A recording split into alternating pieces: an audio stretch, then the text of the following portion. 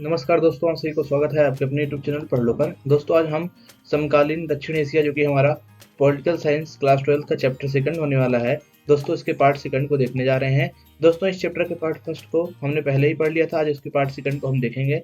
दोस्तों मैंने आपको पार्ट फर्स्ट में बताया था कि समकालीन दक्षिण एशिया में दक्षिण एशिया का क्या अर्थ है, और हमने वहाँ पर पाकिस्तान की जो राजनीतिक प्रणाली है उसको पढ़ा था, और पाकिस्तान की राजनीतिक प्रणाली जो है उसमें लोकतंत्र के असफल रहने के क्या कारण थे ये भी पढ़ा था। दोस्तों आज इसमें मैं आपको इसका पार्ट सेकंड देने वाला हूं, जिसमें मैं अन्य जितने भी दक्षिण एशिया के देश हैं जैसे कि बांग्लादेश, मालदीव, श्रीलंका और जितने भी देश हैं दोस्तों, भूटान जैसे, इन सभी के दोस्तों की राजनीतिक प्रणाली के बारे में आपको बताऊंगा। दोस्तों ये वीडियो है आपके बोर्ड और सीयूटी दोनों के लिए इंपॉर्टेंट है। इसमें आपको colourful images, cartoon, NCERT maps और जितने भी इंपॉर्टेंट बॉक्सेस होते हैं एनसीईआरटी के जो साइड साइड में दिए गए रहते हैं, उन सभी को दोस्तों आपको मैं अच्छे से दिखाऊंगा और समझाऊंगा भी। दोस्तों आपके लिए वीडियो बहुत ही ज़्यादा उपयोगी होने वाला है। अगर आप हमारे चैनल पर पहली बार आए तो प्लीज़ हमारे चैनल को सब्सक्राइब करिए। आइए दोस्तों बिना समय व्यर्थ करते हुए बढ़ते हैं अपने पार्ट सेकंड की तरफ। दोस्तों आज हम इसमें जानेंगे सबसे पहले बांग्लादेश के जो राजनीतिक प्रणाली है कैसी राजनीतिक प्रणाली है, यानी बांग्लादेश में राजनीतिक प्रणाली कैसी रही है, उसके राजनीतिक पूरे इतिहास को हम जानेंगे। दोस्तों सबसे पहले मैं आपको बता देना चाहता हूँ, जो बांग्लादेश है दोस्तों पहले ये क्या था, ये पहले हमारा जो पाकिस्तान है वर्तमान उसका पार्ट था। पाकिस्तान जब बना था तो उसके दो भाग थे, एक पूर्वी पाकिस्तान एक पश्चिमी। तो पूर्वी पाकिस्तान जो था उसे हम बोलते हैं बांग्लादेश। आप यहाँ पर अगर देखना चाहें पूर्वी पाकिस्तान को, जो मैंने यहाँ पर मैप लगा रखा है, यहाँ पर ध्यान से देखेंगे तो देखिए दोस्तों, जो भारत का ये पीछे वाला हिस्सा है दोस्तों, यहाँ पर आप देखेंगे तो हमारा क्या है, वेस्टर्न पाकिस्तान। ठीक, ये वाला हिस्सा क्या है, वेस्टर्न पाकिस्तान यानी कि पश्चिमी पाकिस्तान। और दोस्तों जो ये हिस्सा है ये क्या है दोस्तों, ये ईस्ट पाकिस्तान था। ईस्ट पाकिस्तान का मतलब है दोस्तों ये क्या था, एक समय पूर्वी पाकिस्तान था। लेकिन दोस्तों क्या होता है, कुछ समय बाद जो ईस्ट पाकिस्तान था यानी कि जो पूर्वी पाकिस्तान था ये अलग हो जाता है 1971 में बांग्लादेश से, और एक स्वतंत्र देश बनता है जिसका नाम दोस्तों बांग्लादेश पड़ता है। और बांग्लादेश का मैप अगर आप देखना चाहें तो बांग्लादेश का मैप ये रहा दोस्तों, जो कि यही है इस वर्तमान समय में। ठीक दोस्तों, यानी कि बांग्लादेश का मैप ये है। दोस्तों हम जानते हैं कि जो ईस्ट पाकिस्तान से बांग्लादेश बना इसकी पूरी कहानी क्या है। दोस्तों 1947 से 1971 तक बांग्लादेश पाकिस्तान का अंग था। यानी कि जो हमारा जब भारत आज़ाद हुआ, जब भारत के टुकड़े किए गए तो जो पाकिस्तान था उसके दो हिस्से थे, एक पश्चिमी पाकिस्तान एक पूर्वी पाकिस्तान। पूर्वी पाकिस्तान के रूप में जो बांग्लादेश था वो 1947 से लेकर 1971 तक जो हमारा पाकिस्तान है उसका क्या था दोस्तों, अंग था, यानी कि उसका एक हिस्सा था। लेकिन दोस्तों इसमें आगे कुछ और बताया गया है। इसमें कहा गया दोस्तों, अंग्रेजी राज्य के समय बंगाल और असम के विभाजित हिस्से से पूर्वी पाकिस्तान को यह क्षेत्र बनाया गया था। यानी कि दोस्तों जो पूर्वी पाकिस्तान का यह क्षेत्र है जिसे हम देख रहे हैं दोस्तों, जब भारत डिवाइड हुआ था, जब भारत का बंटवारा हुआ था दोस्तों, तो जो पूर्वी पाकिस्तान का क्षेत्र है इसको असम से और जो हमारा पूर्वी बंगाल है दोस्तों उससे काट कर क्या किया गया था, बनाया गया था। दोस्तों इसमें आगे बताया जा रहा है कि इस क्षेत्र में लोग पश्चिमी पाकिस्तान के दबदबे और अपने ऊपर उर्दू भाषा लादने के खिलाफ थे। पाकिस्तान के निर्माण के तुरंत बाद ही यहाँ के लोग ने बंगाली संस्कृत और भाषा के साथ किए जा रहे दुर्व्यवहार के खिलाफ विरोध जताना शुरू कर दिया। दोस्तों जब पाकिस्तान आज़ाद हुआ तो उसके जो पूर्वी पाकिस्तान वाला हिस्सा था, जो उसको पूर्वी पाकिस्तान के रूप में मिला था, वहाँ के लोग बंगाली बोलते थे, वहाँ के लोग उर्दू नहीं बोलते थे। तो जो पश्चिमी पाकिस्तान वाले लोग थे इन्होंने क्या किया, जो पूर्वी पाकिस्तान था उस पर भी उर्दू भाषा लादना चालू कर दिया कि आप उर्दू बोलिए। तो दोस्तों जो पूर्वी पाकिस्तान के लोग थे पश्चिमी पाकिस्तान के लोगों से बहुत ज़्यादा क्या थे, खफा थे, बहुत ज़्यादा नाराज थे, क्योंकि इनके ऊपर उर्दू भाषा लादी जा रही थी। और दोस्तों पाकिस्तान के निर्माण के तुरंत बाद दोस्तों जो यहाँ के बंगाली लोग थे दोस्तों, अपने संस्कृत और भाषा पर जो दुर्व्यवहार किया जा रहा था उसके खिलाफ क्या करने लगे, विरोध प्रदर्शन जताने लगे। दोस्तों इसमें आगे बताया गया है कि इस क्षेत्र की जनता ने राजनीतिक सत्ता में समुचित हिस्सेदारी की मांग उठाई। जो दोस्तों यहाँ की जनता थी यानी कि बांग्लादेश की जो जनता थी, जिसे उसमें पूर्वी पाकिस्तान कहा जाता था दोस्तों, वहाँ की जनता ने क्या किया, इस क्षेत्र की राजनीति में सत्ता की समुचित मांग की, यानी कि इनको भी क्या किया जाए, राजनीति में स्थान मिले समुचित, उसके लिए क्या किया दोस्तों, उन्होंने मांग किया। दोस्तों मैं आपको बता देना चाहता हूं, अगर आपने अभी तक इस चैप्टर का एमसीक्यू नहीं देखा है तो जाइए आप हमारे चैनल पे, आपको वहां पर इस चैप्टर का एमसीक्यू भी मिल जाएगा। और दोस्तों हमारे जितने भी चैप्टर हैं, फर्स्ट सेकंड थर्ड फोर्थ जितने भी हैं, सबके एमसीक्यू सबके लॉन्ग एंड शॉर्ट आंसर हमारे चैनल पर अपलोड किए जा चुके हैं। अगर आप हमारे चैनल पर पहली बार आए हैं तो प्लीज़ जाइए उन सभी चीज़ों को आप देखिए और हमारे इस वीडियो का जो लक्ष्य है उसको आप सफल करिए। दोस्तों अगर अभी तक आप हमारे इस वीडियो को सब्सक्राइब और लाइक नहीं किए तो प्लीज़ हमारे वीडियो को लाइक करिए और हमारे चैनल को सब्सक्राइब करिए। अब आइए इस चैप्टर में हम आगे बढ़ते हैं। दोस्तों जो हमारा पश्चिमी पाकिस्तान के प्रभुत्व के खिलाफ जन आंदोलन का संघर्ष था दोस्तों, उसको शेख मुजीबुर रहमान ने किया, यानी कि जिनकी फोटो आप यहाँ पर देख सकते हैं। दोस्तों इन्होंने क्या किया, जो पाकिस्तानी जनता के ऊपर, जो पूर्वी पाकिस्तानी जनता थी जिसे हम बांग्लादेशी कहते हैं इस समय, उनके ऊपर दोस्तों जो अन्याय हो रहा था पश्चिमी पाकिस्तान द्वारा उसका क्या किया, इन्होंने उस अन्याय के विद्रोह का नेतृत्व किया, जिनका नाम था शेख मुजीबुर रहमान, जिनकी फोटो आप यहाँ पर देख सकते हैं। दोस्तों 1970 के चुनाव में शेख मुजीबुर रहमान की नेतृत्व वाली अवामी लीग को पूर्वी पाकिस्तान की सारी सीटों पर विजय मिली। दोस्तों जब 1971 में चुनाव होते हैं तो जो शेख मुजीबुर रहमान है, जिनकी फोटो आप यहाँ पर देख रहे हैं दोस्तों, इनकी एक पार्टी थी अवामी लीग। दोस्तों इस अवामी लीग को जो पूर्वी पाकिस्तान की सारी सीटें थी, जैसे जब चुनाव हुए तो उस पर क्या हुई, विजय मिली, यानी कि यहाँ पर जो पश्चिमी पाकिस्तान की पार्टियां थी वो नहीं जीत पाई। यहाँ पर शेख मुजीबुर रहमान की जो हमारी अवामी लीग पार्टी थी दोस्तों, क्या हुई, वो सारी सीटें जीत गई। ठीक दोस्तों अवामी लीग को संपूर्ण पाकिस्तान के लिए प्रस्तावित संविधान सभा में बहुमत हासिल हो गया। दोस्तों जब इसने सारी सीटें जीत ली अवामी लीग ने पूर्वी पाकिस्तान की, तो उससे क्या हुआ, जो पाकिस्तान की संविधान सभा बनने वाली थी दोस्तों, उसमें क्या हुआ, उसे बहुमत प्राप्त हो गया। किसको, अवामी लीग को। और दोस्तों जो वहां के नेता थे इससे खुश नहीं थे जी, जो बहुमत पा गई अवामी लीग, उसके जो पश्चिमी पाकिस्तान के नेता थे इससे क्या थे, खुश नहीं थे। लेकिन सरकार पर पश्चिमी पाकिस्तान के नेताओं का दबदबा था और सरकार ने इस सभा को आहूत करने से इनकार कर दिया। यानी कि दोस्तों जो संविधान सभा थी उस पर किसका दबदबा था, जो पश्चिमी पाकिस्तान के नेता थे उनका दबदबा था।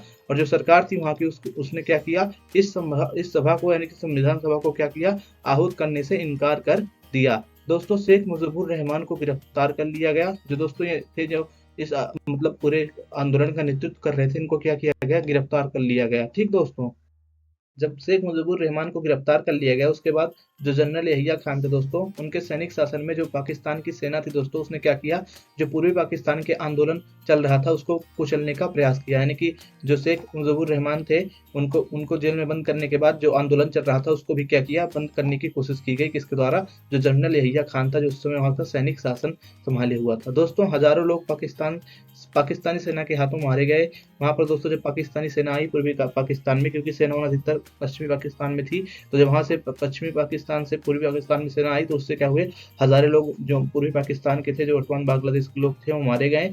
इस वजह से पूर्वी पाकिस्तान से बड़ी संख्या में लोग भारत पलायन कर गए। जब वहां पर लोग मारे जाने लगे तो अपने आप को सुरक्षित महसूस कराने के लिए, अपने आप की सुरक्षा करने के लिए उन्होंने क्या किया, पाकिस्तान से भारत में क्या कितना पलायन करना चालू कर दिया। क्योंकि दोस्तों जो भारत है और पाकिस्तान है उसकी सीमा एकदम सटी हुई है, तो उन्होंने क्या किया, भारत में आना चालू कर दिया। दोस्तों इससे भारत के सामने इन शरणार्थियों को संभालने की समस्या आन खड़ी हुई, क्योंकि जब कोई भी देश में लोग आएंगे तो उनके लिए मतलब कुछ ना कुछ व्यवस्था करनी पड़ती है, खाने पीने की, रहने की। तो इससे क्या हुआ दोस्तों, जो भारत सरकार थी उसके सामने शरणार्थियों को संभालने की क्या हुई, समस्या आ पड़ी। क्योंकि बहुत ज्यादा मात्रा में जो हमारे पूर्वी पाकिस्तान के लोग थे वो क्या हो रहे थे, हमारे बांग्लादेश से मतलब इंडिया में आ रहे थे। दोस्तों भारत की सरकार ने पूर्वी पाकिस्तान के लोगों की आज़ादी की मांग का समर्थन किया और उन्हें वित्तीय और सैन्य सहायता दी।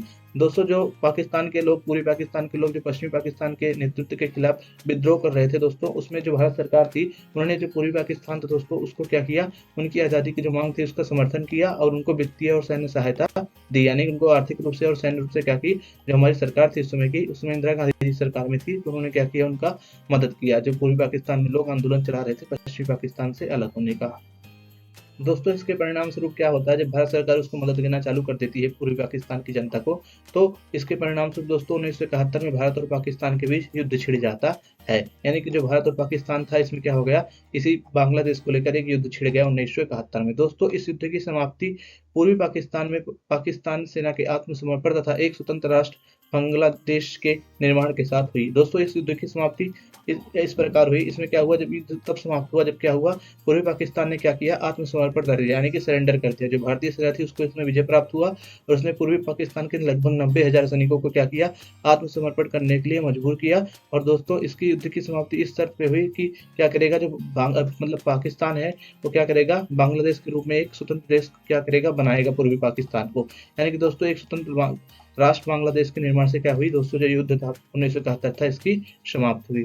दोस्तों बांग्लादेश ने अपने संविधान बनाकर उसमें अपने आप को एक धर्मनिरपेक्ष लोकतंत्र तथा समाजवादी देश घोषित किया। यानी कि जब बांग्लादेश ने अपना आज़ादी प्राप्त की उसके बाद जो उसने संविधान बनाया उसमें अपने आप को उसने क्या कहा, एक सेकुलर और एक डेमोक्रेटिक और एक सोशलिस्ट देश क्या किया, घोषित किया। यानी कि जब बांग्लादेश था उसमें जब संविधान बना तो वहां पर उसमें क्या किया गया, लोकतंत्र और सेकुलरिज्म जैसे भावनाओं को क्या किया गया, अपनाया गया। दोस्तों 1975 में शेख मुजीबुर रहमान ने संविधान सभा में संशोधन कराया और संसदीय प्रणाली के स्थान पर अध्यात्मक शासन प्रणाली को मान्यता मिली। दोस्तों जो शेख मुजीबुर रहमान थे, जो इस आज़ादी की लड़ाई का संघर्ष का जो चल रही थी 1971 में पाकिस्तान में, उसका नेतृत्व कर रहे थे। दोस्तों इन्होंने जब सत्ता पा ली तो उसके बाद ये भी मतभ्रष्ट हो जाते हैं दोस्तों। ये भी 1975 में क्या करते हैं दोस्तों, शेख मुजीबुर रहमान, ये दोस्तों संविधान में संशोधन करा दिया इन्होंने एक, जिसमें दोस्तों संसदीय प्रणाली के स्थान पर क्या किया गया, अध्यात्मात्मक शासन प्रणाली को मान्यता मिली। ठीक दोस्तों, अब दोस्तों आप वर्ष याद रखिएगा, 1975 में संशोधन हुआ था, जब क्या किया गया था, वहां पर संसदीय प्रणाली की जगह अध्यात्मात्मक प्रणाली लाई गई थी। तो 1975 आप याद रखिएगा कि 1975 में वहां से संसदीय प्रणाली हटाकर अध्यात्मात्मक प्रणाली लाई गई। किसके द्वारा लाई गई, शेख मुजीबुर रहमान के द्वारा। तो इसे आप याद रखिएगा कि किसके एमसीक्यू बन सकता है। दोस्तों शेख मुजीबुर रहमान ने अपनी पार्टी अवामी लीग को छोड़कर शेष अन्य पार्टियों को समाप्त कर दिया। अगस्त 1975 में सेना ने बगावत कर शेख मुजीबुर रहमान की हत्या कर दी।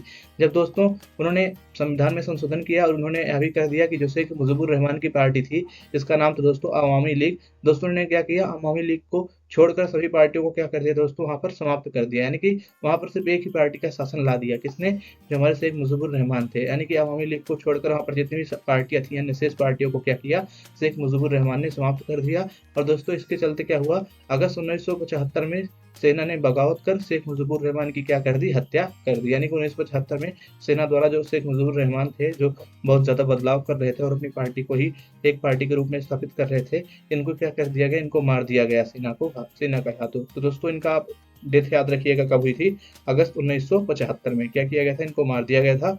और 1975 में इन्होंने एक संशोधन किया था संविधान सभा में, जिसमें क्या किया था, इन्होंने संसदीय प्रणाली से क्या किया था, अध्यात्मात्मक प्रणाली पाकिस्तान, पूरी पाकिस्तान के लिए, यानी कि जो बांग्लादेश था उसके लिए क्या की थी, लागू की थी। दोस्तों नए सैनिक शासक मुजीबुर रहमान, रजियाउर रहमान ने अपनी बांग्लादेश नेशनल पार्टी बनाई और 1979 के चुनाव में विजयी रहे। दोस्तों उसके बाद जो वहां पर हमारा बांग्लादेश, वहां पर एक नए सैनिक शासक आते हैं जिनका नाम था जियाउर रहमान। इन्होंने क्या किया, इन्होंने भी दोस्तों अपनी एक पार्टी बनाई, जिस पार्टी का नाम था दोस्तों national party, Bangladesh national party.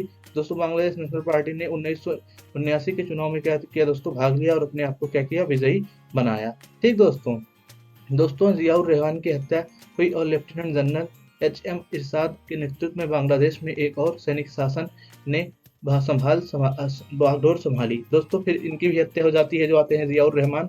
यानी कि पहले शेख मुजीबुर रहमान की हत्या हुई, उसके बाद जो आते हैं सैनिक शासक जिनका नाम था जियाउर रहमान, इनकी भी दोस्तों हत्या हो जाती है। फिर इसके बाद दोस्तों इनकी हत्या के बाद दोस्तों लेफ्टिनेंट जनरल जो EMH इरशाद थे दोस्तों, इनके नेतृत्व में बांग्लादेश में एक और सैनिक शासन ने क्या की दोस्तों, बागडोर संभाली। यानी कि यहाँ पर भी सैनिक शासन आया जियाउर रहमान के द्वारा। जब इनकी हत्या हो गई, इनके बाद भी क्या हुआ, जो दूसरा HM इरशाद आया, उसके भी नेतृत्व में क्या हुआ, जो बांग्लादेश था वहां पर सैनिक शासन आया।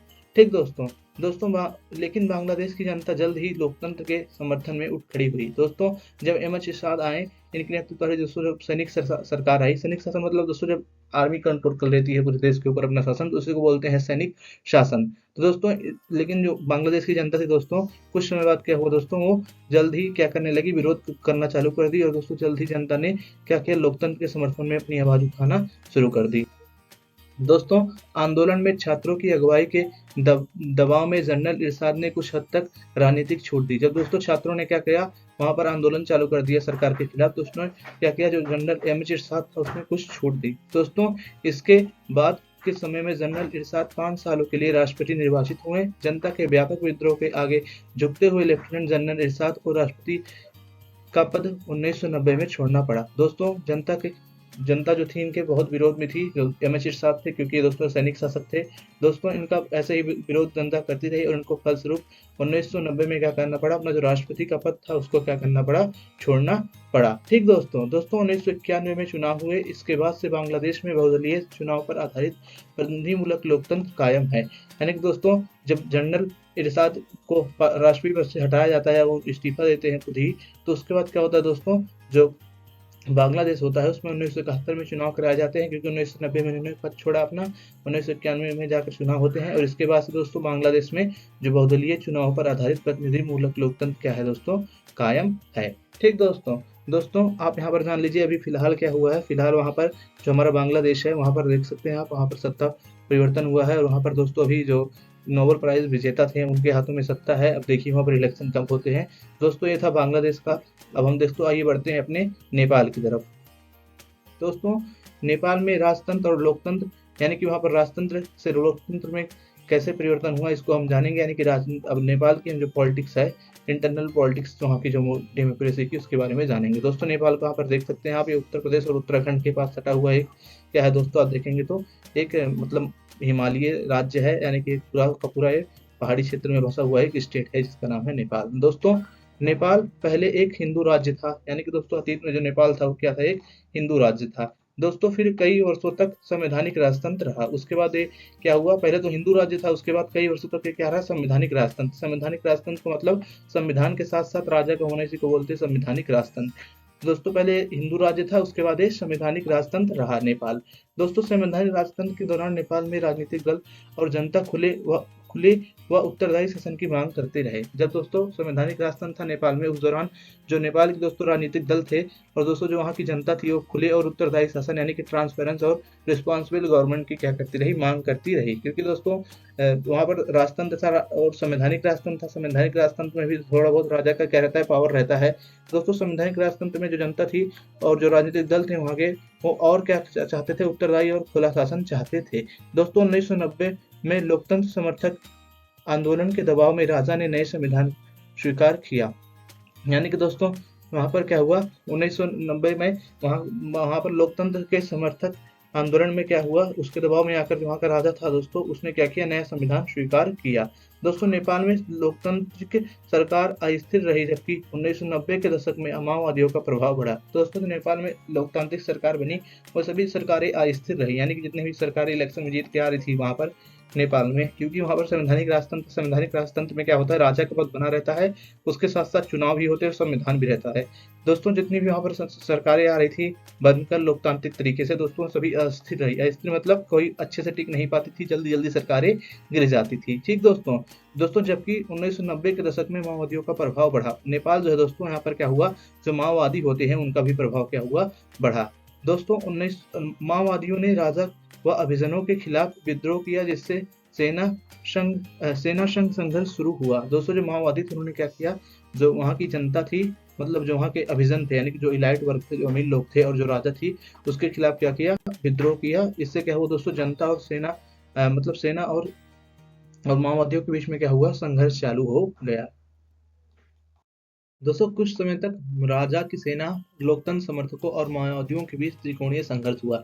यानी कि दोस्तों जो वहाँ की सेना थी राजा की, उस सेना के बीच में और लोकतंत्र समर्थकों के बीच में और जो वहाँ के माओवादी थे दोस्तों, इनके बीच में क्या हुआ, त्रिकोणीय संघर्ष हुआ। यानी कि एक तरफ माओवादी थे, एक तरफ क्या थी, राजा की सेना थी, और एक तरफ क्या थे, लोकतंत्र समर्थक थे। इन तीनों के बीच में क्या हुआ दोस्तों, त्रिकोणीय संघर्ष हुआ। दोस्तों 2009 में राजा ने संसद को भंग कर दिया और सरकार को गिरा दिया।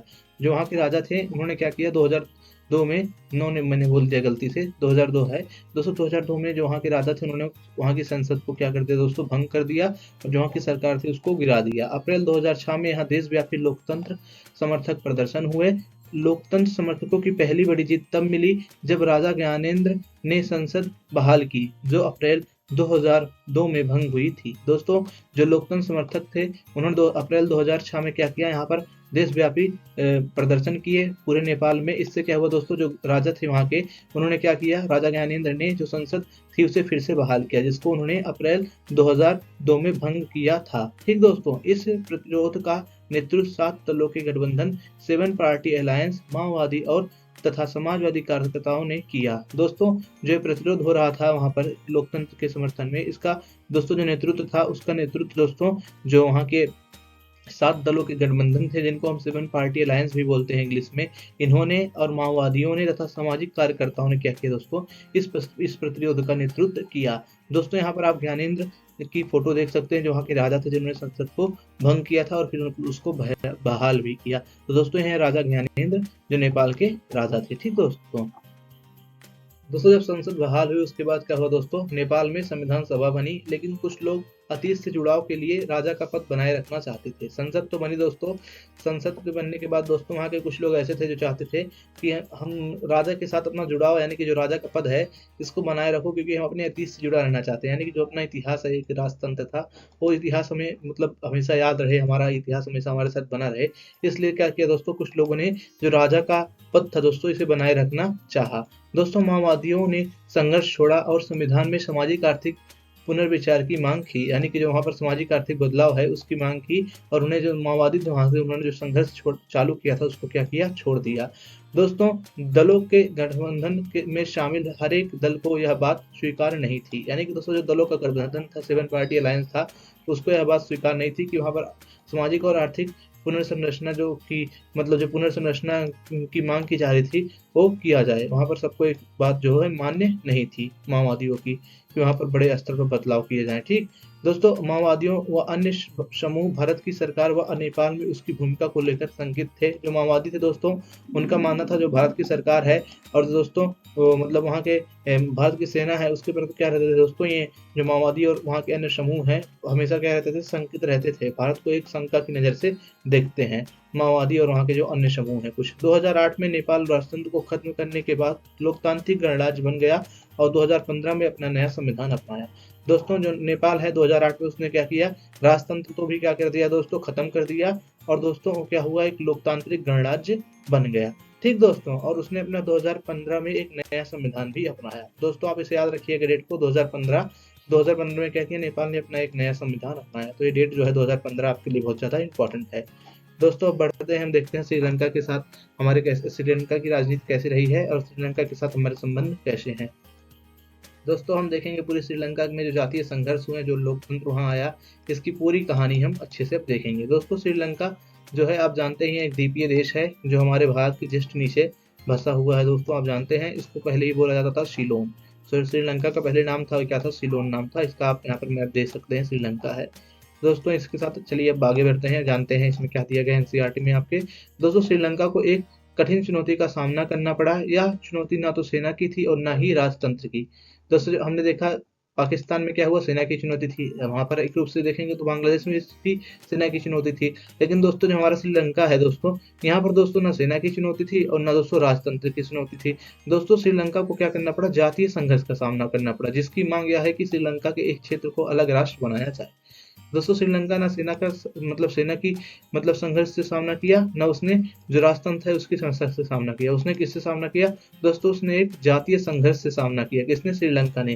दोस्तों इस जातीय संघर्ष का मांग क्या थी, दोस्तों श्रीलंका के एक क्षेत्र है उसको क्या किया जाए, अलग राष्ट्र बनाया जाए। दोस्तों आजादी के बाद से श्रीलंका को उन दिनों सिलोन कहा जाता था, यानी कि जब आजाद हुआ था भारत या आजादी के समय दोस्तों, जो श्रीलंका था उसको क्या कहा जाता था, सिलोन कहा जाता था। तो आप ये नाम याद रखिएगा, सिलोन। ठीक, सिलोन क्या है, ये श्रीलंका का पुराना नाम है एक रूप से। दोस्तों आजादी के बाद से श्रीलंका की राजनीति में बहुसंख्यक सिंघाली समुदाय का दबदबा रहा। दोस्तों जो आज़ादी मिली जब श्रीलंका को, उसके बाद से क्या हुआ, जो श्रीलंका की राजनीति थी उसमें वहाँ का जो बहुसंख्यक सिंघाली समुदाय है उसका क्या हुआ, दबदबा रहा। दोस्तों सिंघाली समुदाय भारत छोड़कर श्रीलंका आवासी एक बड़ी तमिल आबादी के खिलाफ है। दोस्तों जो ये सिंघाली समुदाय है जिसका राजनीति में दबदबा रहा है आज़ादी के बाद से ही, दोस्तों ये सिंघाली समुदाय एक भारत के जो कम्युनिटी है, जो मतलब भारत से क्या हुई है जाकर श्रीलंका में बसी है दोस्तों, उसके क्या है, उसके सदैव खिलाफ रहा है। दोस्तों सिंघाली समुदाय भारत छोड़कर जो श्रीलंका बसी एक तमिल की बड़ी आबादी है उसके हमेशा खिलाफ रहा है सिंघाली समुदाय। दोस्तों तमिलों द्वारा श्रीलंका में अलग राष्ट्र की मांग और संसाधनों पर अधिकार के कारण सिंघाली समुदाय से संघर्ष शुरू हुआ। दोस्तों जो तमिल थे दोस्तों क्या कर रहे थे, एक अलग राष्ट्र की मांग कर रहे थे श्रीलंका में, और दोस्तों संसाधनों पर भी अपना अधिकार चाहते थे। तो इससे क्या हुआ दोस्तों, जो एक अलग राष्ट्र की मांग थी और जो संसाधनों पर अधिकार का मांग था तमिलों द्वारा दोस्तों, इससे सिंघाली और तमिल समुदाय में क्या हुआ दोस्तों, एक तगड़ा सा संघर्ष चालू हुआ। कहाँ पर, श्रीलंका में।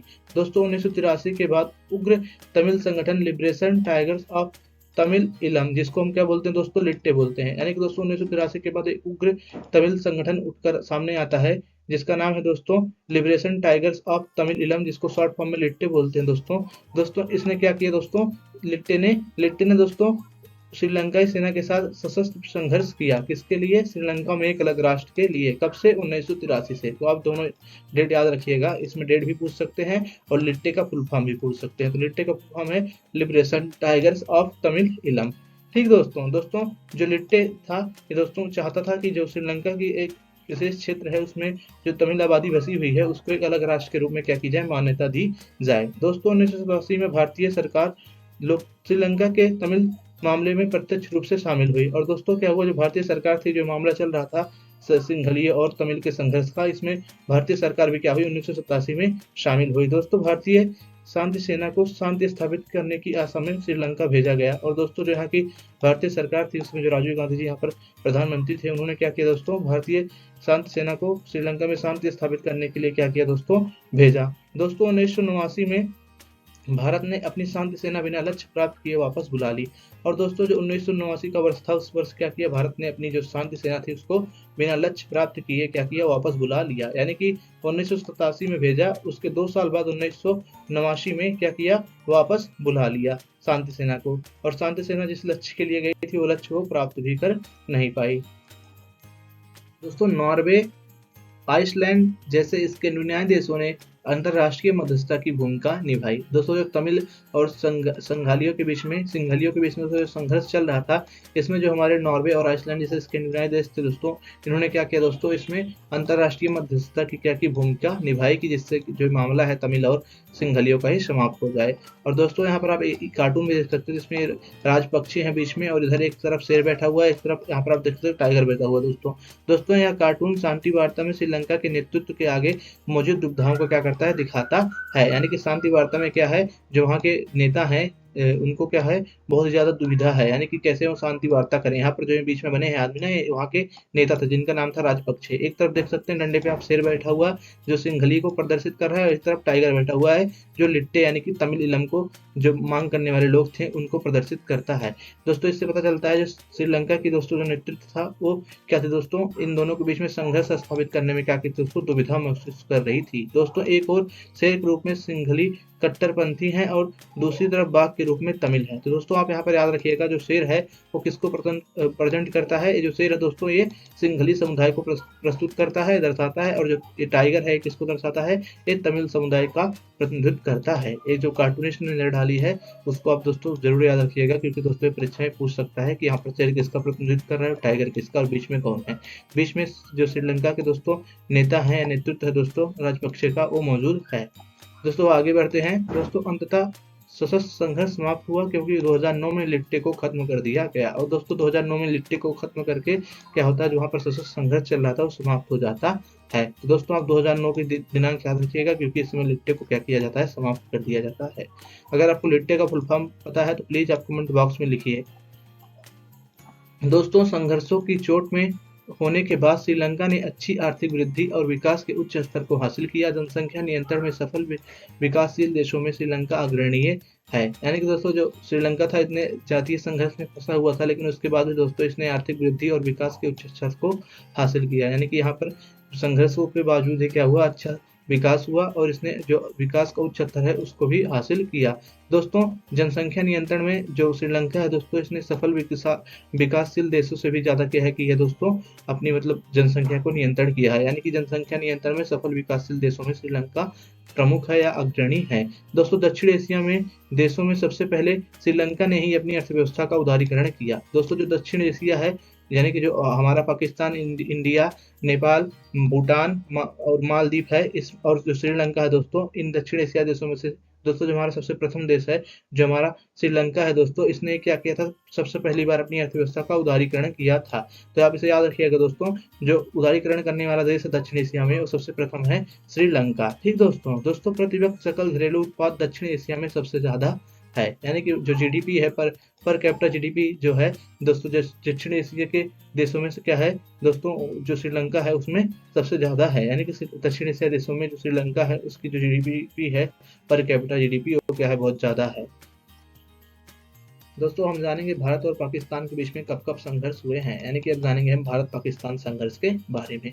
दोस्तों दक्षिण एशिया में भारत की स्थिति केंद्रीय है। यानी कि दोस्तों जो दक्षिण एशिया है उसमें आप देखेंगे तो भारत जो है वो सेंटर में है। देख सकते हैं यहाँ पर मैंने यहाँ पर दक्षिण एशिया का मैप लगाया है।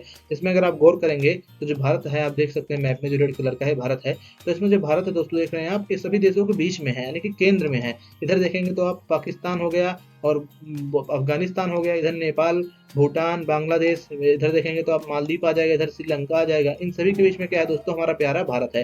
यानी कि भारत क्या है, इन सभी के बीच में है। यानी कि जो दक्षिण एशिया है उसमें भारत की स्थिति क्या है, केंद्रीय है दोस्तों। और इस वजह से इसमें से अधिकांश संघर्षों का रिश्ता भारत से है। यानी कि जब इसकी स्थिति केंद्रीय है तो इसकी वजह से जो संघर्ष है यहाँ के, उनके अधिकांश हिस्सा किससे है दोस्तों, भारत से ही है। दोस्तों इन संघर्षों में सबसे प्रमुख और सर्वांगीण सी संघर्ष भारत और पाकिस्तान का बीच का संघर्ष है। दोस्तों विभाजन के तुरंत बाद दोनों देश कश्मीर के मामले पर लड़ पड़े। दोस्तों जो संघर्ष है इसमें देखेंगे, जो भारत और पाकिस्तान का संघर्ष है क्या है दोस्तों, इस बहुचर्चित संघर्ष है, यानी कि जो भारत पाकिस्तान का संघर्ष रहता है इसकी ज्यादा ही चर्चा होती है। दोस्तों देखेंगे जब विभाजन हुआ उसके तुरंत बाद ही जो दोनों देश थे दोस्तों कश्मीर के मुद्दे पर क्या हुए, लड़ पड़े, यानी कि कश्मीर के मुद्दे में भारत और पाकिस्तान का क्या हुआ, आजादी के बाद ही संघर्ष हो गया कश्मीर के मुद्दे को लेकर। ठीक दोस्तों, पाकिस्तान की सरकार का दावा था कि कश्मीर पाकिस्तान का है, यानी कि जो पाकिस्तानी सरकार थी उसका क्या दावा था, जो कश्मीर है जो कि यहाँ पर आप है ऊपर आप देख सकते हैं, एक किसका है, पाकिस्तान का है। दोस्तों ऐसा उसका इसलिए दावा था क्योंकि वहाँ पर अधिकांश जनता मुस्लिम थी, तो उसका मानना था कि जो मुस्लिम जनसंख्या वाला क्षेत्र कश्मीर है वो हमारा क्या है, हिस्सा है। ठीक दोस्तों, दोस्तों 1948 के युद्ध से कश्मीर दो हिस्सों में बटा, एक पाकिस्तान अधिकृत और दूसरा भारत का जम्मू कश्मीर। दोस्तों इसको लेकर क्या होता है, भारत और पाकिस्तान के बीच में युद्ध हो जाता है 1948 में। ठीक दोस्तों, पाकिस्तान के और भारत के बीच में कश्मीर का मुद्दा जो था इसको लेकर 1948 में क्या होता है, युद्ध होता है। इससे क्या होता है, कश्मीर तो दोस्तों दो हिस्से में बढ़ जाता है। दोस्तों एक हिस्सा पाकिस्तान के कब्जे में चला जाता है और दूसरा हिस्सा भारत के हिस्से में चला आता है। ठीक दोस्तों, 1971 में भारत ने पाकिस्तान के खिलाफ एक निर्णायक युद्ध जीता, लेकिन कश्मीर का मसला अनसुलझा रहा। दोस्तों अभी हमने देखा जो पाकिस्तान है उससे भारत ने 1971 में जो जंग थी भारत पाकिस्तान की उसको जीता, लेकिन दोस्तों तब भी जो कश्मीर का मुद्दा है दोस्तों अनसुलझा ही रहा, यानी कि जो कश्मीर की स्थिति थी वो स्पष्ट नहीं हो पाई 1971 में भी। दोस्तों सामरिक मामलों जैसे कि सियाचिन ग्लेशियर पर नियंत्रण तथा हथियारों की होड़ को लेकर भी भारत और पाकिस्तान के बीच तनातनी रहती है। 1998 में भारत ने पोखरण और इसके कुछ दिनों के अंदर ही पाकिस्तान ने चगाई पहाड़ी पर परमाणु परीक्षण किया। दोस्तों जो भारत है उसने क्या किया, 1998 में क्या किया, परमाणु परीक्षण किया, कहां पर, पोखरण में। तो इसे आप याद रखिएगा, 1998 में भारत ने पोखरण में क्या किया, परमाणु परीक्षण किया। और दोस्तों इसके कुछ ही दिनों बाद जो हमारा पाकिस्तान है उसने भी क्या किया दोस्तों, पाकिस्तान ने चगाई पहाड़ी पर परमाणु परीक्षण किया। जब भारत ने परीक्षण किया तो पाकिस्तान भी हकबका रह गया, अरे भाई भारत ने मतलब परमाणु परीक्षण कर लिया है पोखरण में, अब मुझे भी करना पड़ेगा नहीं तो मैं कमजोर हो जाऊंगा। तो उसने भी क्या किया दोस्तों, जो चगाई पहाड़ी है इसका आप नाम याद रखिएगा क्योंकि परीक्षा में आ सकती है। तो उसने क्या किया दोस्तों, पाकिस्तान ने चगाई पहाड़ी पर अपना परमाणु परीक्षण किया। दोस्तों भारत का आरोप है कि पाकिस्तान गुप्त रूप से हिंसा की रणनीति जारी रखे हुए है, यानी कि दोस्तों भारत का आरोप है कि जो पाकिस्तान है वो क्या करता है, गुप्त रूप से भारत के प्रति हिंसा का रणनीति चलाता है, भारत में हिंसा करवाता है। दोस्तों आरोप यह है कि पाकिस्तान कश्मीर उग्रवादियों का समर्थन व सुरक्षा देता है, यानी कि भारत की सरकार आरोप लगाती है जो पाकिस्तान है क्या करता है, जो कश्मीर के उग्रवादी हैं, जो कश्मीर को भारत से अलग करना चाहते हैं, उनको क्या करता है दोस्तों, उनको समर्थन देता है और दोस्तों उनको क्या करता है, सुरक्षा प्रदान करता है। यानी कि जो कश्मीरी लोग हैं जो उसमें उग्रवादी हैं उनको उकसाने की काम क्या करता है, पाकिस्तान करता है। और जब भी उनको सुरक्षा और जो समर्थन की जरूरत पड़ती है तो पाकिस्तान वहां के उग्रवादियों को, कश्मीर के उग्रवादियों को समर्थन और अपना सुरक्षा प्रदान करता है। ये भारत सरकार का आरोप है पाकिस्तान पर। दोस्तों यहीं तक ही नहीं, पाकिस्तान का ही मामला नहीं, अगर आप दोस्तों देखेंगे तो पाकिस्तान ने 1985 और 1995 की अवधि में खालिस्तान समर्थक उग्रवादियों को हथियार व गोला बारूद दिए थे। दोस्तों आप जानते हैं भारत में खालिस्तान नामक एक अलग राज्य बनाने के लिए भी संघर्ष हुआ है, जो कि पंजाब को खालिस्तान में बदलने का एक संघर्ष चला है 1985 के दौर में देखेंगे दोस्तों, जिसके चलते हमारी माननीय प्रधानमंत्री इंदिरा गांधी की हत्या भी हो जाती है। तो दोस्तों ये खालिस्तान संघर्ष चल रहा था दोस्तों 1985 से 1995 के दौर में। दोस्तों इस दौरान जो हमारा पाकिस्तान था उसने जो खालिस्तान समर्थक उग्रवादी थे दोस्तों उनको भी हथियार और गोले बारूद क्या कर रहा था, मुहैया करवा रहा था, यानी कि इसने कश्मीर को अलग करने की कोशिश की है। उसके साथ साथ इसने जो हमारा प्यारा पंजाब है उसको भी क्या किया है दोस्तों, अलग करने की कोशिश की है। कैसे, उसने जब खालिस्तान आंदोलन चल रहा था उस दौरान क्या किया, जो खालिस्तानी उग्रवादी थे उनको हथियार और गोला बारूद मुहैया करवाया, यानी कि उनको गोला बारूद और जो मतलब हथियार था वो प्रदान किया। किसने, पाकिस्तान ने। ठीक दोस्तों पाकिस्तान की खुफिया एजेंसी ISI पर बांग्लादेश और नेपाल की गुप्त ठिकानों से पूर्वोत्तर भारत में भारत विरोधी गतिविधियों में लिप्त होने का आरोप है। दोस्तों जो पाकिस्तान की खुफिया एजेंसी है जिसका नाम ISI है, तो इसे आप याद रखिएगा, पाकिस्तान की खुफिया एजेंसी क्या है, ISI, और भारत की क्या है आप जानते हैं ना, RAW। ठीक दोस्तों, जिसको हम क्या बोलते हैं दोस्तों, रॉ बोलते हैं। ठीक दोस्तों, तो जो भारत की खुफिया एजेंसी है इसका भी नाम आप याद रखिए, पेपर में आएगा नहीं लेकिन आप जान लीजिए RAW है। और पाकिस्तान की खुफिया एजेंसी क्या है, ISI। दोस्तों जो पाकिस्तान की खुफिया एजेंसी है, इस पे आरोप लगता है कि दोस्तों ये बांग्लादेश और नेपाल के गुप्त ठिकानों से पूर्वोत्तर भारत में क्या करता है दोस्तों, भारत विरोधी गतिविधियों में लिप्त है। यानी कि जो ISI है, जो ये खुफिया एजेंसी है पाकिस्तान की, भारत में क्या कराती है, बहुत सारी हिंसा और भारत विरोधी गतिविधियों को करवाती है, ये भारत का आरोप है।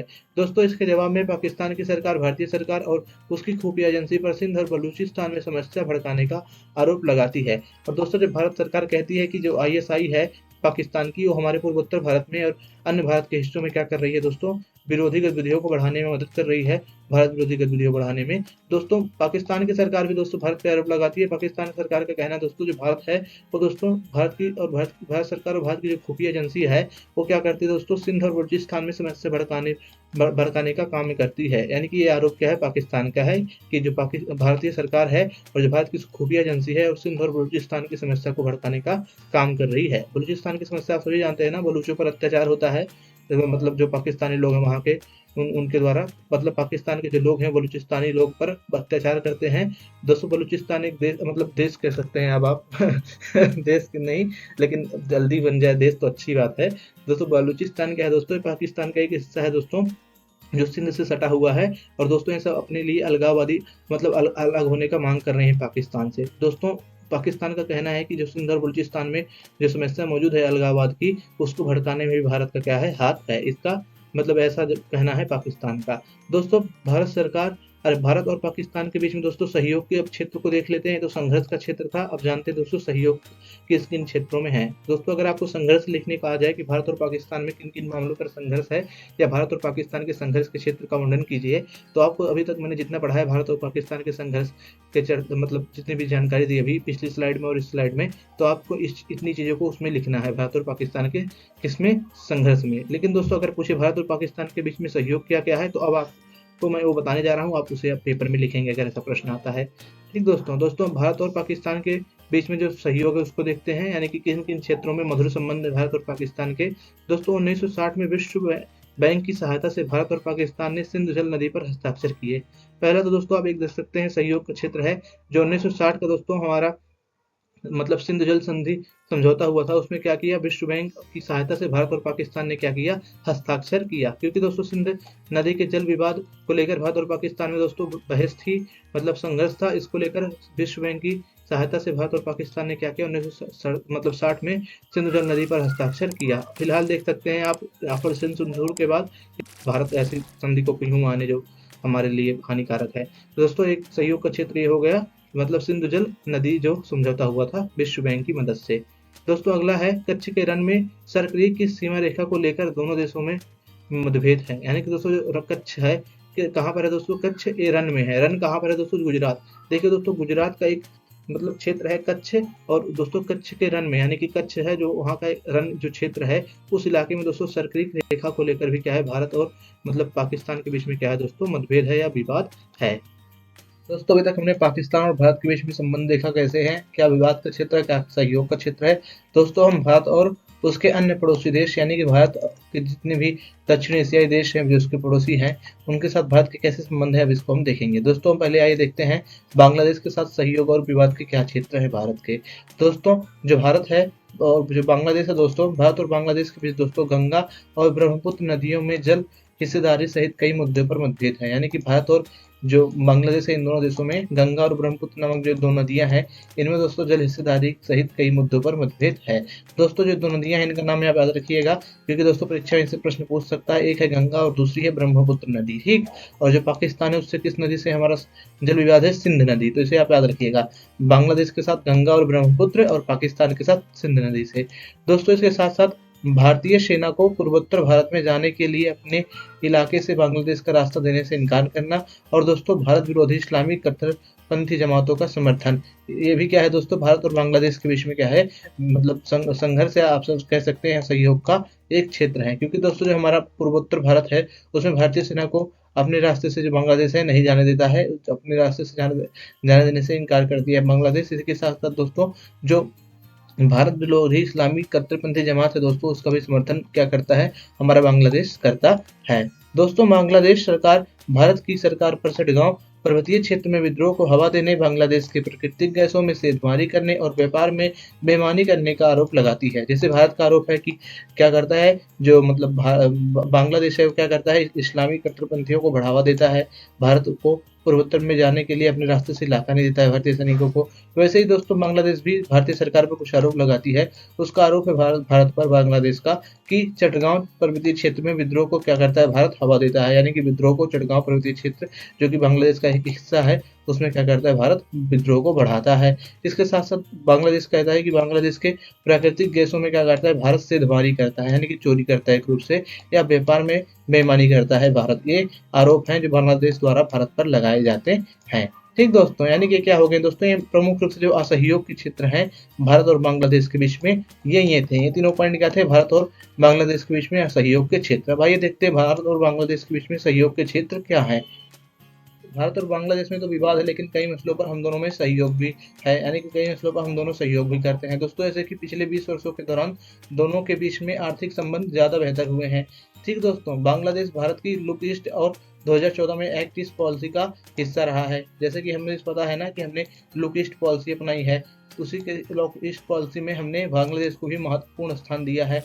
उसके साथ साथ जो हमने लुक ईस्ट का नाम बदलकर सन 2014 में एक्ट ईस्ट कर दिया, तो एक्ट ईस्ट पॉलिसी में भी, यानी कि सन 2014 की एक्ट ईस्ट पॉलिसी में भी हमने बांग्लादेश को वैसा ही स्थान दिया जैसे हम पहले उसका स्थान देते थे। यानी कि लुक ईस्ट और एक्ट ईस्ट की नीति का क्या है, बांग्लादेश हमारा हिस्सा है। दोस्तों, आपदा प्रबंधन और पर्यावरण के मामले में पर भी दोनों देशों में निरंतर सहयोग है। दोस्तों 2015 में दोनों के बीच कुछ परिक्षेत्रों यानी कि इनक्लेवों का आदान प्रदान किया गया। तो दोस्तों ये जो सहयोग के क्षेत्र थे, ये सहयोग के क्षेत्र बांग्लादेश और भारत के बीच में थे। आइए दोस्तों हम देखते हैं भारत और नेपाल के साथ भारत के कैसे संबंध है।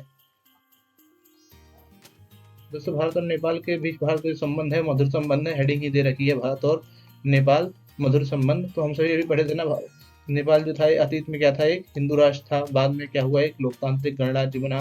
सन 2015 में इसने अपना संविधान भी अपनाया। दोस्तों भाई बताता हूँ मैं भारत और नेपाल के बीच में कैसे संबंध है और क्या मधुर संबंध है। दोस्तों भारत और नेपाल के बीच द्विपक्षीय संधि है जो दोनों देशों के बीच नागरिक और वस्तुओं की मुक्त आवाजाही की अनुमति देती है। इस संधि के तहत दोनों देशों के नागरिक एक दूसरे देश में बिना किसी पासपोर्ट और वीजा के आ जा सकते हैं और काम कर सकते हैं। यानी कि दोस्तों जो भारत और बांग्लादेश है इसके बीच में क्या हुआ है, एक द्विपक्षीय क्या हुई है दोस्तों, एक द्विपक्षीय संधि हुई है, जिसमें दोस्तों क्या कहा गया है, जिसमें यह कहा गया है कि भारत और जो नेपाल के नागरिक हैं एक दूसरे देशों में बिना किसी पासपोर्ट और वीजा के आ जा सकते हैं। इसके साथ दोस्तों जो भारत और बांग्लादेश है इनके बीच में वस्तुओं का भी क्या होता है, मुक्त आवाजाही होती है। यानी कि दोस्तों भारत और नेपाल में जो हमारा आना जाना है वो बिना पासपोर्ट और बिना वीजा के हो जाता है। हमें अन्य किसी देश में जाना है तो हमें पासपोर्ट और वीजा की जरूरत पड़ती है, लेकिन नेपाल जाने के लिए हमें पासपोर्ट और वीजा की जरूरत नहीं पड़ती है, क्योंकि एक द्विपक्षीय संधि नेपाल और भारत में हुई है। दोस्तों भारत नेपाल को आपदा प्रबंधन के साथ साथ तकनीकी और मानवीय सहायता भी प्रदान करता है। दोस्तों नेपाल एक हिमालयी क्षेत्र है, यानी कि हिमालय के में बसा हुआ देश है। दोस्तों नेपाल में बहुत बार भूकंप आते रहते हैं, अन्य प्रकार की आपदाएं आती रहती हैं। तो जो भारत है दोस्तों यहाँ नेपाल को आपदा प्रबंधन के साथ साथ अन्य कई तकनीकी और मानवीय सहायताएं समय समय पर प्रदान करता रहता है। दोस्तों नेपाल के साथ भारत के कुछ विवाद हैं, यानी कुछ असहयोग के क्षेत्र हैं, उसको आइए देख लेते हैं। विवाद के बिंदु क्या है भारत और नेपाल के बीच में, क्योंकि इससे भी कभी कभी प्रश्न पूछ लेता है। दोस्तों नेपाल की चीन के साथ दोस्ती को लेकर भारत सरकार अप्रसन्नता जताती है, क्योंकि दोस्तों भारत जो है वो एक मतलब ऐसा देश है जो नहीं चाहता है कि जो उसके पड़ोसी देश है उसमें किसी अन्य महाशक्ति का दबदबा हो। लेकिन दोस्तों जो हमारा नेपाल है, आप देखेंगे जब से केपी शर्मा ओली की सरकार है, लगभग आप देखेंगे जो नेपाल है वो चीन से क्या कर रहा है, अपनी नजदीकियां बढ़ा रहा है। दोस्तों नेपाल की चीन से जो बढ़ती दोस्ती है दोस्तों, इसके लेकर भारत क्या है, नाराज है या प्रसन्नता जताई है भारत ने। क्योंकि दोस्तों भारत नहीं चाहता है कि कोई बाहरी शक्ति हमारे इस क्षेत्र में आकर बैठे। नेपाल सरकार दोस्तों भारत विरोधी तत्वों के खिलाफ कदम नहीं उठाती है। कई बार दोस्तों भारत विरोधी तत्व जो नेपाल से निकलते हैं, नेपाल में जाकर शरण लेते हैं भारत से बचने के लिए, भारत विरोधी तत्व, उनके खिलाफ नेपाल सरकार कुछ खास कदम नहीं उठाती है। अभी आरोप है भारत सरकार का। दोस्तों चारों ओर जमीन से घिरे नेपाल को लगता है कि भारत और उसके अपने भू क्षेत्र से होकर समुद्र तक जाने से रोकता है। यानी कि दोस्तों जो नेपाल है आप देखेंगे तो वो समुद्र से नहीं जुड़ा हुआ है। अगर आप मैप में देखें जो नेपाल है दोस्तों, यहाँ पर नेपाल क्या है दोस्तों, चारों तरफ से एक मतलब तीन तरफ से देखेंगे तो आप भारत से घिरा हुआ है और एक तरफ से चाइना से घिरा हुआ है। इसकी जो सीमा है दोस्तों नेपाल की, आप हम देख सकते हैं चित्र में, इसकी सीमा समुद्र से नहीं लगती है। तो नेपाल को समुद्र के रास्ते ही व्यापार करना पड़ता है ना, क्योंकि आप जो अन्य देशों से व्यापार करेंगे तो व्यापार आप समुद्र से करेंगे, तो नेपाल से समुद्र इतना दूर है, देख सकते हैं आप, नेपाल यहाँ पर है, समुद्र यहाँ पर है। दोस्तों नेपाल को समुद्र के मतलब न होने के कारण, समुद्र मतलब समुद्री तट से उसका कोई हिस्सा न लगने के कारण उसे भारत से होकर क्या करना पड़ता है, समुद्र तक जाना पड़ता है, क्योंकि जो जितने भी ट्रेड होते हैं अंतर्राष्ट्रीय स्तर पर वो सभी अधिकतर समुद्री मार्ग से होते हैं। तो दोस्तों इसमें क्या है, जो नेपाल है उसका दावा है दोस्तों कि जो भारत है दोस्तों उसको अपने भू क्षेत्र से होकर समुद्र तक जाने से रोकता है, यानी कि नेपाल कहता है कि भारत हमें समुद्र तक जाने नहीं देता है। लेकिन दोस्तों ये बात सरासर गलत है। हम उसे अधिकतर अपने समुद्री मतलब उसे समुद्र से अपने सामान को आने ले जाने के लिए पूरी छूट देते हैं। लेकिन दोस्तों ये नेपाल का आरोप है कि भारत उसे अपने भू क्षेत्र से होकर समुद्र तक जाने से रोकता है। दोस्तों नेपाल के लोगों का मानना है कि भारत सरकार नेपाल के अंदरूनी मामलों में दखल दे रही है। दोस्तों अगला विवाद का बिंदु ये है, जो नेपाली लोग हैं मानते हैं कि भारत सरकार क्या करती है, उनके अंदरूनी मामलों में दखल दे रही है। दोस्तों उनका कहना है कि भारत नेपाल के नदी जल और पन बिजली पर 8 आंख गड़ाए है, यानी कि जो नेपाली लोग हैं, नेपाली सरकार है दोस्तों, उनका मानना है कि भारत क्या करता है, जो नेपाल की पन बिजली मतलब योजनाएं हैं या दोस्तों जो नेपाल की नदी जल है उस पर क्या हुआ है, अपना आंख गड़ाए बैठा हुआ है, यानी कि उसके ओर क्या करता है, अपनी बुरी नजर लगता है भारत उसके नदियों की तरफ और उसके पन बिजली योजनाओं की तरफ। ऐसा दोस्तों मतलब नेपाली लोग या नेपाली सरकार का मानना है। दोस्तों ये जो आपका भारत नेपाल संबंध था ये खत्म होता है। आइए हम देखते हैं भारत और श्रीलंका के संबंध। आइए दोस्तों हम देखते हैं भारत और श्रीलंका के जो मधुर संबंध है पहले उसको, फिर उसके बाद हम विवाद के क्षेत्र को देखेंगे। दोस्तों जो भारत और नेपाल का दोस्तों जो संबंध है भाषाई, धार्मिक और दोस्तों ये जो बौद्धिक संबंध है दोस्तों, ये बहुत पुराना है, प्राचीन काल से ही चला आ रहा है। क्योंकि दोस्तों आप देखेंगे श्रीलंका में तमिल लोगों का रहना या दोस्तों बौद्ध धर्म का श्रीलंका में जाना, एक प्राचीन काल की ही क्या है, घटनाएं है, प्राचीन काल से ही ऐसा होता रहा है। दोस्तों भारत ने श्रीलंका के साथ साथ मुक्त व्यापार समझौते पर हस्ताक्षर किया है, जिससे व्यापारिक संबंध दृढ़ हुए हैं। श्रीलंका में सुनामी से हुई तबाही में भारत ने पुनर्निर्माण कार्यों में सहायता की है। दोस्तों जो भारत है उसका नेपाल के साथ क्या है दोस्तों, मुक्त व्यापार समझौता भी है। और दोस्तों जितनी भी मतलब तबाहियां होती हैं सुनामियों से, जो भी वहाँ पर मतलब आपदाएं आती हैं श्रीलंका में, क्योंकि श्रीलंका दोस्तों एक क्या है, द्वीपीय देश है, तो इसकी वजह से जो भी सुनामी से वहाँ तबाही हुई है दोस्तों, तो उसमें भारत क्या करता है, उसके पुनर्निर्माण में बहुत ज़्यादा सहायता करता है, यानी कि आपदा प्रबंधन में भारत श्रीलंका सरकार की सहायता करता है। लेकिन दोस्तों कुछ विवाद के क्षेत्र है भारत और नेपाल के बीच में, उसको भी देख लेते हैं। दोस्तों भारत और श्रीलंका की सरकार के संबंध में तनाव श्रीलंका में जातीय संघर्ष को लेकर है। 1987 में भारत के शांति सेना को श्रीलंका में भेजने के बाद भारत सरकार श्रीलंका के अंदरूनी मामलों में असंलग्नता की नीति पर अमल कर रही है। दोस्तों जो भारतीय सरकार है आप सभी जानते हैं, उसने 1987 में क्या किया था, श्रीलंका में शांति सेना भेजी थी। लेकिन दोस्तों 1987 के बाद अब जो भारतीय सरकार है उसकी नीति यह है कि वो श्रीलंका के जो आंतरिक मामले हैं उसमें क्या करे, उसमें हस्तक्षेप ना करे, यानी कि उससे असंलग्न रहे, यानी कि उसमें ज़्यादा मतलब हाथ ना दे, हाथ ना लगाए उसके आंतरिक मामलों में। जो भी उसका आंतरिक मामला है श्रीलंका का वो खुद चलता रहे, क्योंकि इस बार हमने हस्तक्षेप किया था जिसके परिणाम बहुत ही ज़्यादा बुरे हुए। अब आइए दोस्तों देखते हैं भारत भूटान संबंध को। दोस्तों आइए हम जानते हैं भारत और भूटान के संबंध को। दोस्तों भारत और भूटान के संबंध बहुत अच्छे हैं दोस्तों भारत और भूटान के रिश्ते में दोस्तों कभी ऐसी कोई बड़ी झगड़ा या बहुत बड़ी दिक्कत नहीं आई है, यानी कि भूटानी सरकार के साथ कोई बड़ा झगड़ा कभी भी भारत का नहीं रहा है। दोस्तों पूर्वोत्तर भारत के उग्रवादियों और गोरिल्लों को भूटान ने अपने क्षेत्र से खदेड़ भगाया। दोस्तों जो पूर्वोत्तर देश के उग्रवादी थे दोस्तों, वो शरण लेने के लिए कभी कभी कहाँ चले जाते थे, भूटान में चले जाते थे, क्योंकि दोस्तों जो पूर्वोत्तर क्षेत्र है हमारा, आप देख रहे होंगे मैप में, तो पूर्वोत्तर क्षेत्र में जब भी जो विद्रोही थे यहाँ पर जो रहते थे या अलगाववादी थे दोस्तों, ये सब जब भी सरकार इनके खिलाफ एक्शन लेती थी तो क्या करते थे, भाग के जो भूटान देश है छोटा सा, यहाँ पर देख सकते हैं आप, क्या करते थे, यहाँ से इस देश में चले जाते थे। जब दोस्तों भूटान में चले जाते थे तो उसकी वजह से क्या होती थी, जो भारत सरकार थी वो एक्शन नहीं ले पाती थी, क्योंकि कोई भी सरकार सिर्फ अपने टेरिटरी के अंदर ही अपनी आर्मी या अपनी जो भी सेना है या जो भी उसका सशस्त्र बल है उसका प्रयोग कर सकती है। लेकिन दोस्तों जो भूटान है वो जब भी वहाँ पर भारतीय मतलब उग्रवादी जाते थे या गोरिल्ला जाते थे, गोरिल्ला मतलब दोस्तों वही जो छुप के वार करते हैं, जो खुले तरीके से लड़ाई नहीं करते हैं। दोस्तों जो भी पूर्वोत्तर भारत के उग्रवादी या गोरिल्ला भूटान में अपना शरण लेने के लिए जाते थे, भूटान सरकार उन्हें क्या करती थी, अपने क्षेत्र से खदेड़ देती थी। दोस्तों भारत भूटान की पनबिजली की बड़ी परियोजनाओं में हाथ बटा रहा है, यानी कि जो वहाँ की बड़ी बड़ी पनबिजली योजनाएं हैं जिससे हम क्या करते हैं, पानी से मतलब लाइट बनाते हैं। दोस्तों ऐसी पनबिजली योजनाओं में भारत क्या कर रहा है, भूटान सरकार की बहुत ज़्यादा क्या कर रहा है, मदद कर रहा है, हाथ बटा रहा है। दोस्तों भारत भूटान को विकास कार्यों के लिए अनुदान भी देता है। भारत जो है भूटान के जितने भी विकास कार्य हैं उनमें थोड़ा बहुत अपना क्या करता है, समय समय पर अनुदान भी देता है, यानी ग्रांट भी भूटान को भारत सरकार प्रदान करता है। अब दोस्तों आइए देखते हैं भारत और मालदीव के सहयोग के क्षेत्र। दोस्तों भारत और मालदीव के में जो सहयोग के क्षेत्र हैं उसको देखते हैं। दोस्तों मालदीव का झंडा अगर आप देख सकते हैं और ये भारत का प्यारा झंडा है। दोस्तों मालदीव के साथ भारत के संबंध सौहार्दपूर्ण और गर्मजोशी से भरे हैं, यानी कि जो भारत और मालदीव के संबंध है बड़े ही सौहार्दपूर्ण है और गर्मजोशी से भरे हैं। लेकिन दोस्तों फिलहाल देखेंगे आप, अभी कुछ समय पहले जो मालदीव था उसने बगावत कर दी थी भारत के साथ, उसने रिश्ते अपने खराब कर लिए थे, लेकिन अब फिर अपने लाइन पे आ गया है, क्योंकि जाएगा कहाँ।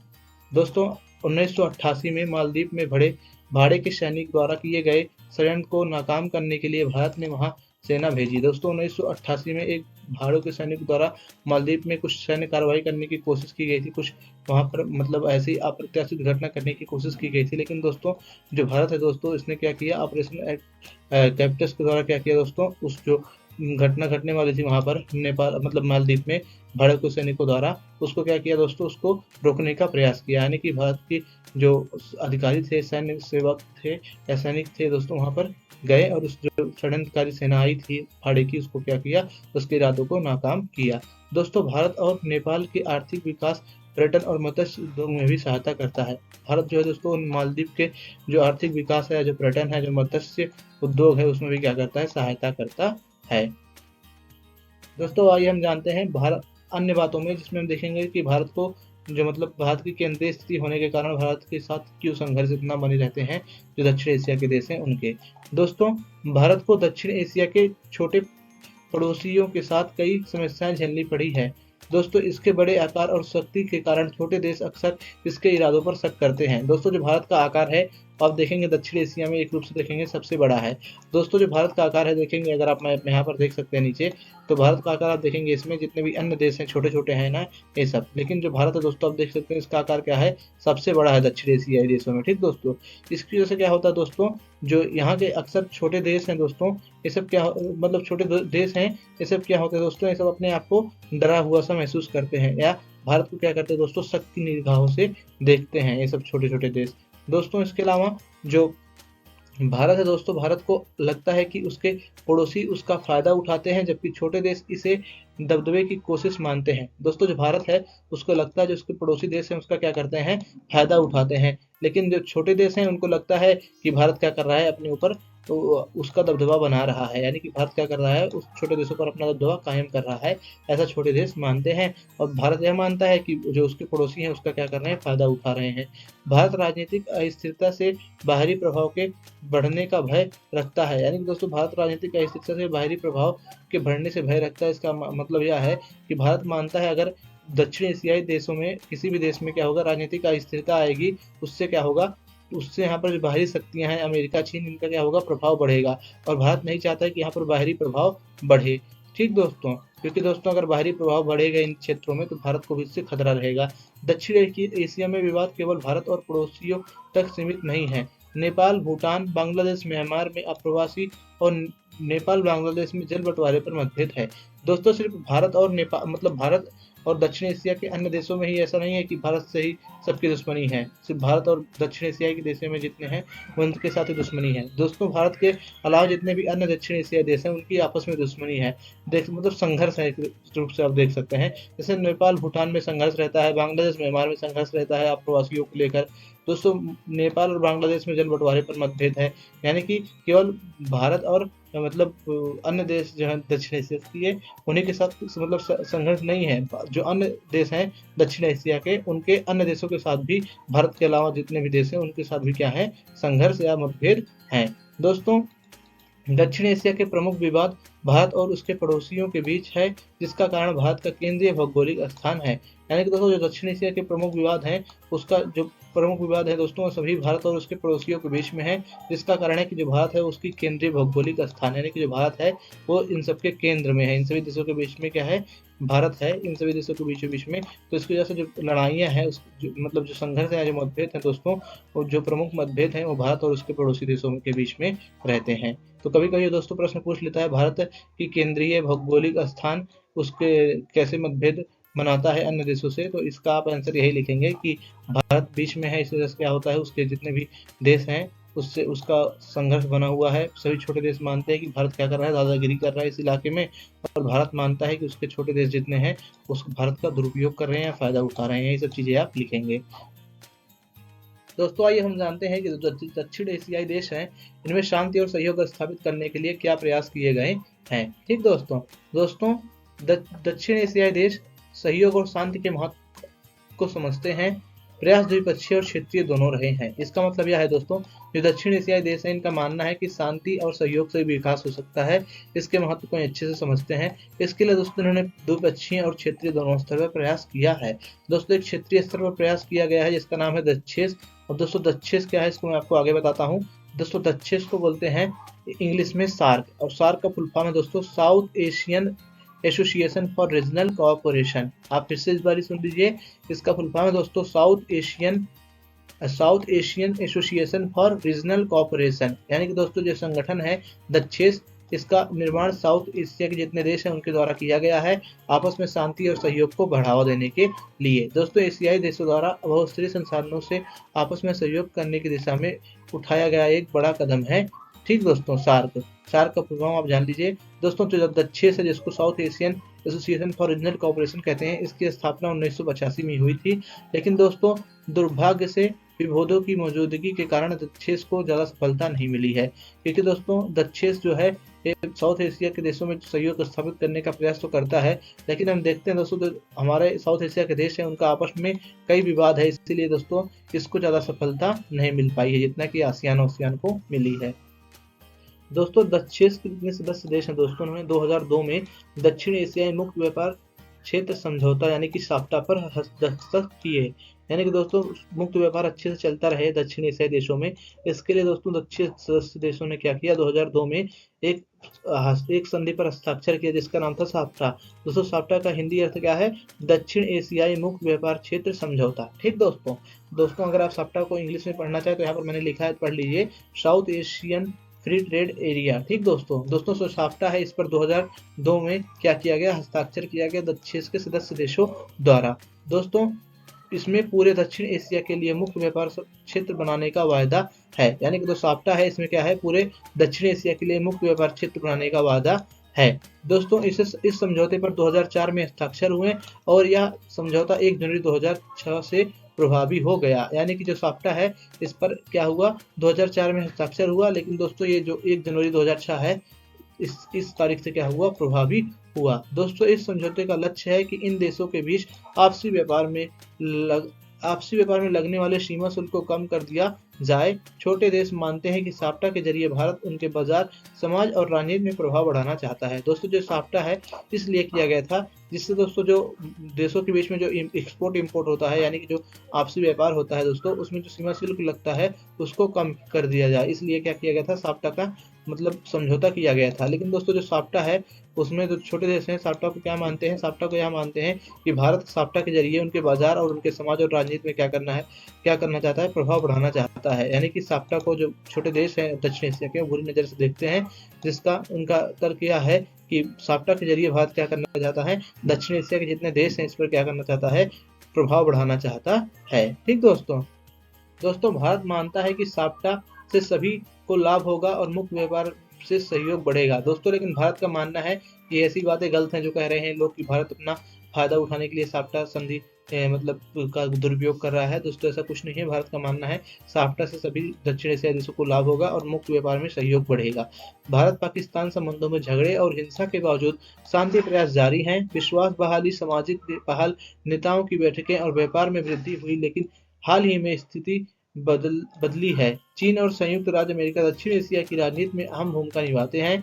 पिछले 10 वर्षों में भारत और पाकिस्तान के संबंध बेहतर हुए हैं।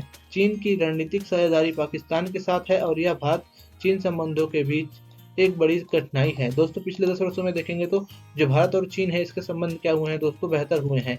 लेकिन दोस्तों जो चीन है दोस्तों, इसकी जो रणनीतिक साझेदारी है वो पाकिस्तान के साथ है। इस वजह से क्या होता है दोस्तों, जो भारत और चीन संबंध दोस्तों, इसमें एक बड़ी कठिनाई आती है। क्यों? क्योंकि तो चीन है ये किसके साथ इसकी रणनीतिक साझेदारी है, इसकी रणनीतिक साझेदारी है पाकिस्तान के साथ। तो इसकी वजह से जो भारत चीन संबंध, इसमें एक बड़ी कठिनाई यह साबित होती है जब चीन का रिश्ता है पाकिस्तान के साथ। दक्षिण एशियाई क्षेत्र में जो अमेरिका और चीन है अपनी जो ताकतें हैं दोस्तों, ये क्या कर रही हैं, दक्षिण एशियाई क्षेत्र में अपना प्रभाव बढ़ाना चाहती हैं और बढ़ा भी रही हैं दोस्तों शीत युद्ध के बाद दक्षिण एशिया में अमेरिका प्रभाव बढ़ा है और भारत पाकिस्तान से उसके बेहतर संबंध हुए हैं। यानी कि दोस्तों जो भारत और पाकिस्तान है उसके साथ जो अमेरिका है उसका संबंध शीत युद्ध के बाद बेहतर हुआ, और जो दक्षिण एशिया है उसमें दोस्तों शीत युद्ध के बाद जो हमारा अमेरिका है उसका प्रभाव भी बढ़ा है। आर्थिक सुधार और उदारवादी नीतियों से दक्षिण एशिया में अमेरिकी भूमिका बढ़ी है।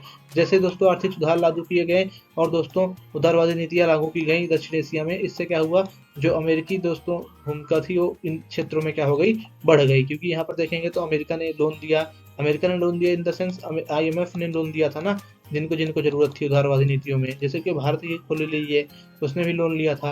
दोस्तों IMF की जो संस्थाएं हैं इस पे अमेरिका का दबदबा है दोस्तों। इस वजह से क्या होता है, जो उदारवादी नीतियां हैं इससे क्या होता है दोस्तों, जब ये लाई जाती हैं तो इससे जो अमेरिका है उसकी भूमिका क्या होती है, उस क्षेत्र में बढ़ जाती है।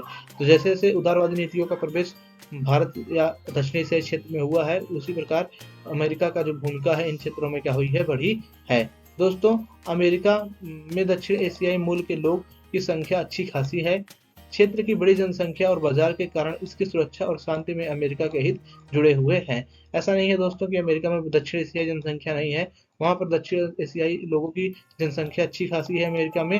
दोस्तों जो क्षेत्र की बड़ी जनसंख्या है, इसलिए दोस्तों जो अमेरिका है दोस्तों, इसकी सुरक्षा और शांति में अमेरिका के हित क्या हुए हैं, जुड़े हुए हैं। दोस्तों इसी के साथ जो हमारा चैप्टर है ये समाप्त होता है। दोस्तों अगर आप चैप्टर 4 की वीडियो देखना चाहते हैं, हमारे चैनल पर अपलोड की जा चुकी है, आप जाकर देख सकते हैं। दोस्तों अगर आप सभी चैप्टरों के MCQ या सभी चैप्टर को दोस्तों आप क्वेश्चन आंसर देखना चाहते हैं तो हमारे चैनल पर जाइए, आपको वहाँ पर सभी चैप्टरों के MCQ और जो सब्जेक्टिव क्वेश्चन है, यानी कि जो लॉन्ग क्वेश्चन होते हैं, शॉर्ट क्वेश्चन होते हैं, वो भी देखने को मिल जाएंगे। दोस्तों हमारा ये चैनल आपको आर्ट्स के सभी विषयों को हिंदी मीडियम में पढ़ाई करवाता है। अगर आप दोस्तों आर्ट्स में हैं प्लीज़ हमारे चैनल को सब्सक्राइब करिए और हमारे इस वीडियो को लाइक करिए। आपको मिलते हैं किसी अन्य वीडियो में, तब तक के लिए दोस्तों पढ़ लो।